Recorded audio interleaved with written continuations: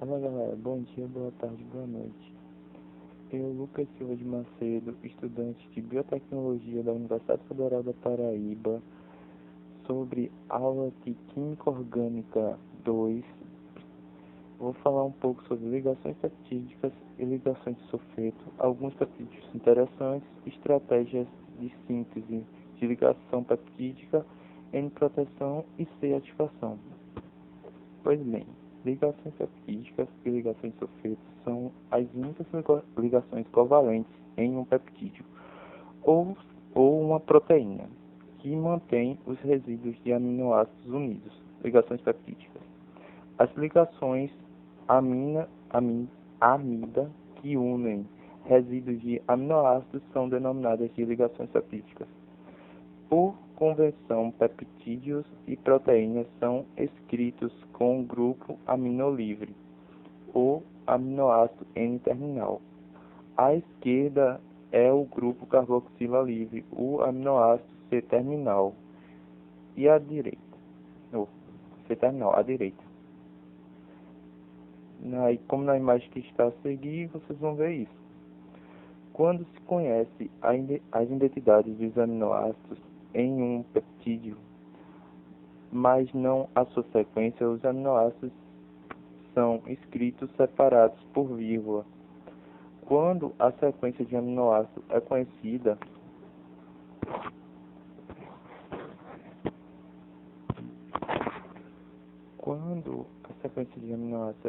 eles são escritos separados por hífen.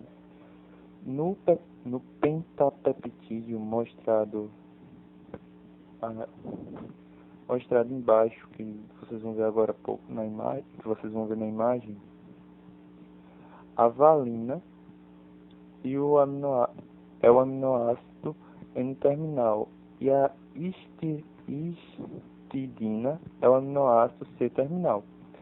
Os aminoácidos são numerados a partir da extremidade N-terminal. Os resíduos de glutamato é designado como GLU4, já que é o quarto aminoácido a partir da extremidade N-terminal.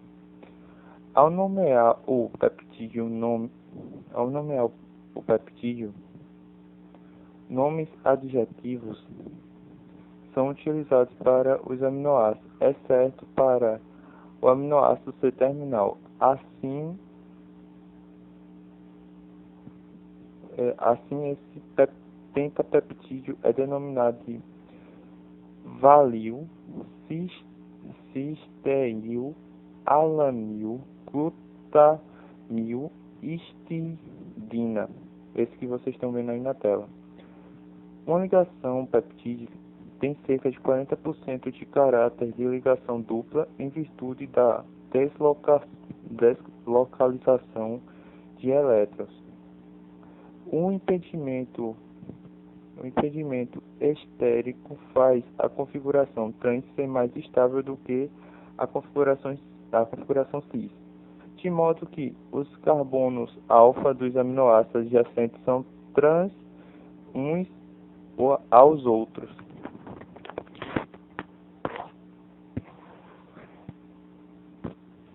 Como vocês podem ver na imagem, a rotação livre em torno da ligação peptídica não é possível em razão de seu caráter parcial de ligação dupla. Os átomos de carbono e nitrogênio da ligação peptídica e os dois átomos aos quais cada um está ligado são mantidos rigidamente em um plano. Vocês vão ver mais à frente na figura. Essa planaridade regional afeta o modo como uma cadeia de aminoácidos pode se dobrar e, assim, tem implicações importantes para as formações tridimensionais de peptídeos e proteínas. Vocês vão ver na próxima imagem isso que eu acabei de mencionar. Agora vamos falar um pouquinho sobre ligações de sulfeto. Quando tióis são oxidados sob condições brandas, formam disulfetos, que são substâncias com a ligação simples no caso SAS, o agente SS. O agente oxidante comum empregado para essa rotação é o bromo 2 ou iodo 2, em uma solução básica, como vocês vão ver a seguir. Como os trióis podem ser oxidados a disulfeto, os disulfetos podem ser reduzidos a tióis. A cisteína, como vocês vão ver na próxima imagem, a cisteína é um aminoácido que contém um grupo tiol, duas moléculas de cisteína, portanto, podem ser oxidadas a um disulfeto denominado de cistina, como vocês vão ver agora. Dois resíduos de cisteína em uma proteína podem ser oxidados a um disulfeto. Essa ligação é conhecida como ligação de sulfeto. As ligações de sulfeto são as únicas ligações covalentes encontradas entre aminoácidos não adjacentes em peptídeos e proteínas. Elas contribuem para a forma global de uma proteína por manterem os resíduos de cisteína próximos entre si, como mostrado na próxima imagem. A insulina, hormônio secretado pelo pâncreas, regula o metabolismo da glicose, controlando assim o seu nível no sangue. A insulina é um peptídeo constituído de duas cadeias peptídicas. A cadeia curta contém 21 aminoácidos, a cadeia longa contém 30 aminoácidos. As duas cadeias são unidas por duas ligações de sulfeto, que são ligações de sulfeto entre cadeias. A insulina tem também uma ligação de sulfeto intracadeias, como vocês podem observar na imagem. Alguns peptídeos interessantes. Encefalinas são pentapeptídeos sintetizados pelo corpo para controlar a dor. Elas se ligam a receptores em certas células do cérebro, para diminuir a sensibilidade do corpo à dor. Parte da estrutura tridimensional das encefalinas deve ser semelhantes às de morfina e de analgésicos como o Demerol, uma vez que eles podem se ligar aos mesmos receptores. Vamos falar também da brandicinina, vasopressina e ocitocina. São hormônios. Vamos falar só brevemente algumas características. São hormônios peptídicos, são todos nonapeptídeos. A brasinina inibe a inflamação de tecidos. A vasopressina controla a pressão sanguínea ao regular a contração da musculatura lisa, além de ser um antidiurético. A ocitocina induz as dores do parto em gestantes e estimula a produção de leite em lactantes. A vasopressina e a ocitocina têm uma ligação de sulfeto dentro da cadeia e seus aminoácidos C-terminais contêm grupos amidas em vez de carboxila. Note na próxima imagem que o grupo amida C-terminal é indicado pelo acréscimo de NH2 após o nome do aminoácido C-terminal, embora apresente efeitos fisiológicos distintos. A vasopressina e a ocitocina diferem apenas em dois aminoácidos. A gramicidina S é um antibiótico produzido por uma cepa bacteriana. É um decapeptídeo cíclico que contém os aminoácidos L-ornitina, D-ornitina e D-fenilalanina. A ornitina não está listada em algumas tabelas de livro. por ser raramente encontrada na natureza. Ela se assemelha à lisina, mas tem um grupo metileno a menos em sua cadeia lateral. Sim, uma curiosidade. A ocitocina foi o primeiro peptídeo pequeno a ser sintetizado. Sua síntese foi realizada em 1953 por Vicente do Vigne, Vigneaud,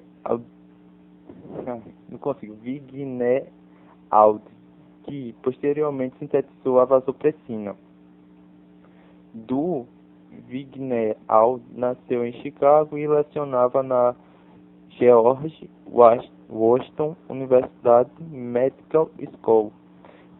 Desculpem, meu inglês é horrível. E mais tarde no Cornell Medical University College. Pela síntese desses nonapeptídeos, recebeu o Prêmio Nobel de Química em 1955. O adoçante sintético aspartame e o éster aspartame ou nutracil, eu acho que é esse nome, e o éster metílico de um dipeptídeo de L-aspartano e L-fenilalanina.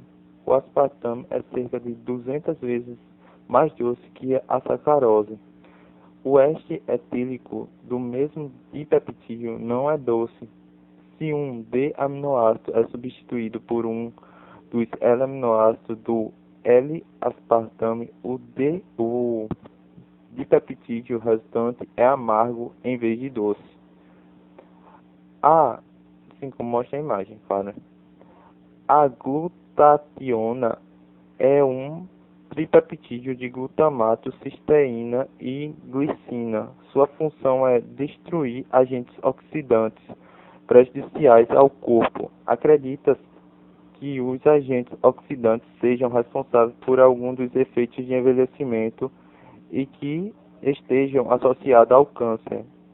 A glutationa remove agentes oxidantes por meio da redução desses agentes. Consequentemente, a glutationa é oxidada, formando a ligação de sulfeto entre duas moléculas de glutationa.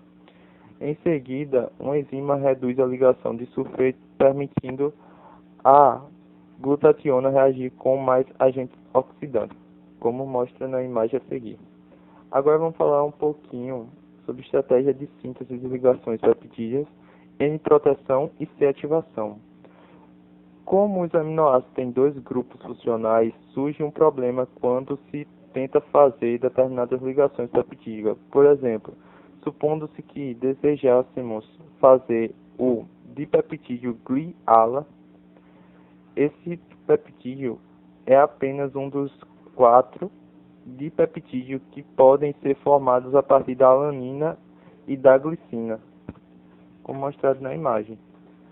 Se o grupo amino do aminoácido que estiver na extremidade N-terminal, nesse caso a glicina, for protegido, ele não estará disponível para formar a ligação peptídica. Se o grupo carboxila desse mesmo aminoácido for ativado antes da ligação ao segundo aminoácido, o grupo amino do segundo aminoácido reagirá preferencialmente com o grupo carboxila, ativando a glicina em vez de reagir com o grupo carboxila, não ativando a outra molécula de alanina. O reagente mais frequentemente empregado para proteger o grupo amino de um aminoácido é o dicarbonato de butila. Sua popularidade se deve à facilidade com que o grupo protetor pode ser removido quando a proteção não é mais necessária. O grupo protetor é conhecido como acrônimo TBOC. Acho que é assim que se fala. Na imagem a seguir, mostra algo desse padrão. Em geral, os ácidos carboxílicos são ativados pela sua conversão a cloretos de acila. No entanto, Os cloretos de acila são tão reativos, que podem reagir facilmente com as cadeias laterais de alguns aminoácidos durante a síntese de peptídeo, gerando produtos indesejados. Um método preferido para ativar o grupo carboxila de um aminoácido do N-protegido é convertê-lo a um imidato, usando diciclohexil carbodimida, DCC. A DCC ativa um grupo carboxila colocando um bom grupo de saída no carbono carbonila, como mostra a imagem a seguir. Depois que o aminoácido tem seu grupo N terminal protegido e seu grupo C terminal ativado, o segundo aminoácido é adicionado. O grupo amino não protegido do segundo aminoácido ataca a carboxila ativada, formando um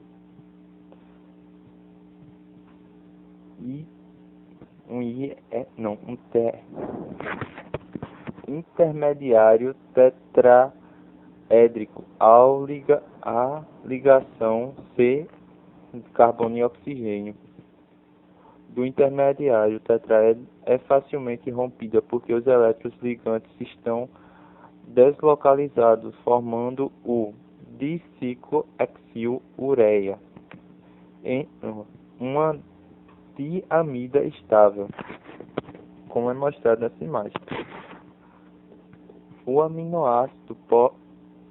Aminoácidos podem ser adicionados à extremidade C terminal crescente por meio da repetição dessas duas etapas: ativação do grupo carboxila do aminoácido C terminal do peptídeo pelo tratamento com DCC e então adicionado de um novo aminoácido, como mostra a imagem. Quando o número desejado de aminoácidos tiver sido adicionado à cadeia, o grupo protetor no aminoácido N-terminal será removido. O TBOC, é um grupo protetor ideal porque pode ser removido por meio do tratamento com ácido trifluoro